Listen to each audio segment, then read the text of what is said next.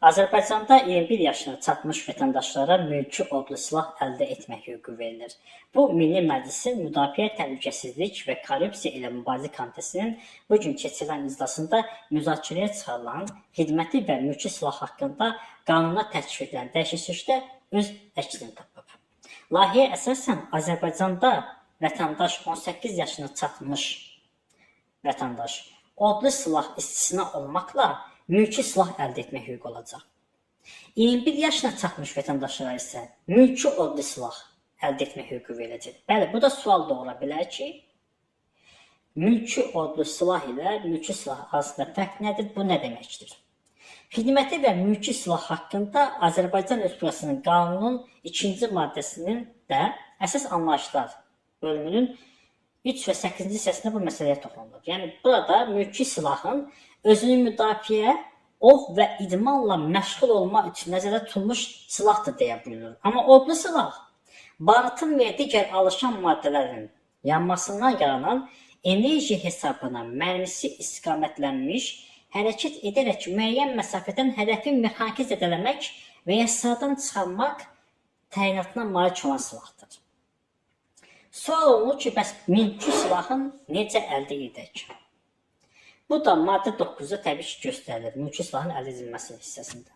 Burada 2-ci bölümündə mülki silahı əldə etmək istəyən vətəndaş Azərbaycan Respublikasının müvafiq icra hakimiyyəti orqanına ərizə ilə müraciət etməli və bu orqana sağlamlıq haqqında tibbi arayışı və özünün Azərbaycan Respublikası vətəndaşının şəxsiyyət vəsiqəsini təqdim etməlidir. 3-cü bölmədə çox incə nüanslar var. Burada deyilir ki, vətəndaşın bu müraciətindən sonra Azərbaycan Respublikasının müvafiq icra hakimiyyəti orqanı yalnız bu qanunun 7-ci maddəsinin 4-cü hissəsində göstərilən əsaslar olduqda ona mülki silahın əldə etməsinə, xüsusi icazə verməsinə imtina edir.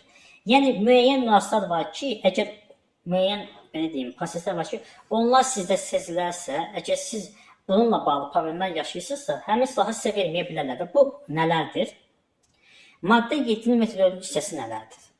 Yəni, aşağıdakı hallarda vətəndaşın xidməti və mülki silah əldə etməsi qadağandır. Bunlar hansı hallardır? Əgər vətəndaşın mülkiyyətində kolleksiya əşyaları istisna olmaqla 7 ədəddən artıq odlu ov və ya idman silahı olduqda, əgər vətəndaşın haqqında alkoqolizm, narkomaniya, ruhi xəstəliklə, habelə görmə qabiliyyətinin pozulması ilə bağlı müvafiq tibb məsələsinin tibbi əks göstərişi olduqda, o cümlədən vətəndaşın ağır cinayətlərə görə, habelə silahdan, döyüş sursatından və patlayıcı maddələrdən istifadə etməklə törədilmiş cinayətlərə görə məhkum olunduqda, buna əlavə onun haqqında ov və balıq və digər su biyoresurslarının ovu qaydalarının, odlu silahın və ya döyüş sursatının əldə edilməsi, saxlanılması və tədbiri qaydalarının, ictimai qaydanın və müəyyən olunmuş idarəçilik qaydalarının pozulmasına görə, habelə odlu silahdan və ya döyüş sursatından istifadə etməklə törədilmiş digər hüquq pozmalara görə inzibati tənbih tədbirləri tətbiq edildikdə, həmin inzibati tənbih tədbirindən bir müddətində, yəni bu şəxslərə verilməyə bilər. 4-cü bölmədə vətəndaş tərəfindən mülki silahın əldə edilməsinə icazə verilməsindən imtina edildikdə və ya mülki silahın əldə edilməsinə dair ərizənin baxılma müddəti pozulduqda, vətəndaş inzibati qaydada və ya məhkəməyə şikayət edə bilər. Belə bir bölüm var idi.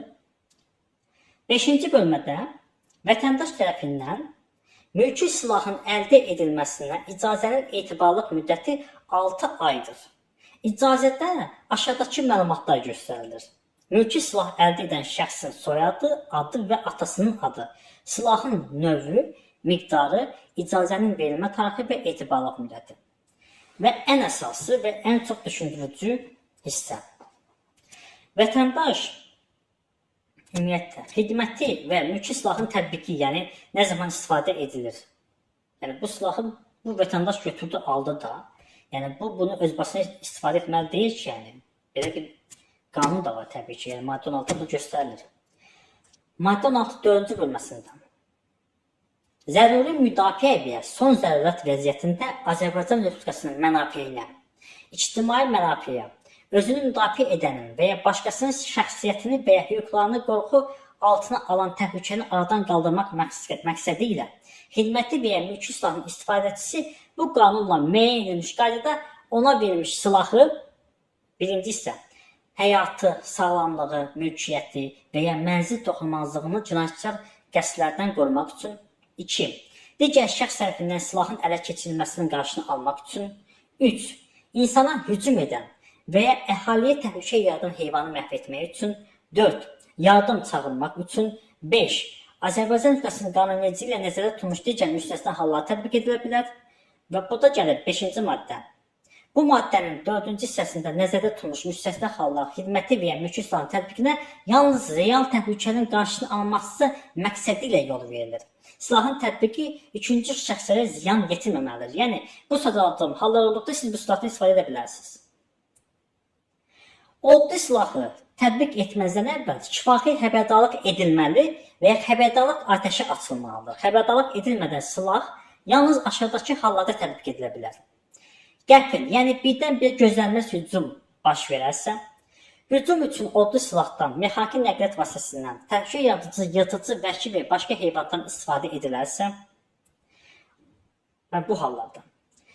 7-ci maddədə insanların toplaşdığı və ya kənar şəxslərin ziyan çəkə biləcəyi yerlərdə qadınlara, yanında azyaşlı uşaqlara olan şəxslərə, açıq-aşkar əlillik və sağlamlıq imkanı məhdudluğunun əlaməti olan şəxslərə, azyaşlı olduğu aşkar görünən və ya məlum olan şəxslərə qarşı onlar tərəfindən silahlı və ya qrup şəklində başqın hallarından başqa odlu silahın tətbiq edilməsi qadağandır.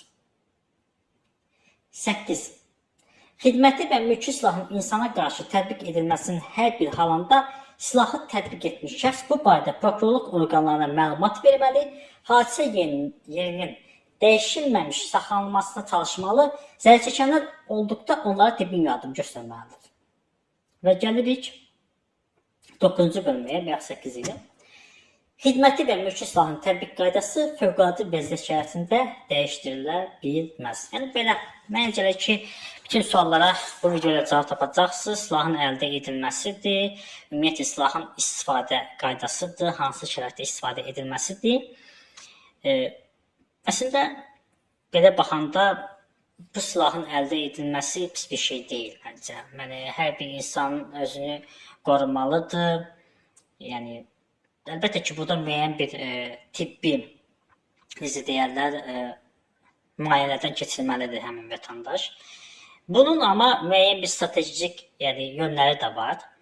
Yəni, bu da sırf təhsil mən düşünmürəm ki, bu vətəndaşa bu asanlıqla verilsin.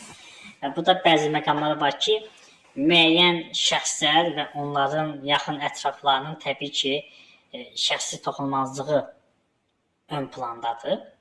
Və bu şəxslər, belə deyim, ölkədə yavaş-yavaş artan gərginlik fonunda onlara və onların yaxınlarına gələcək hər hansı bir ziyanlardan ehtiyat edirlər və bir çox məmurlar və onların övladları asanlıqla bu silahı əldə edə biləcəklər deyə düşünürəm.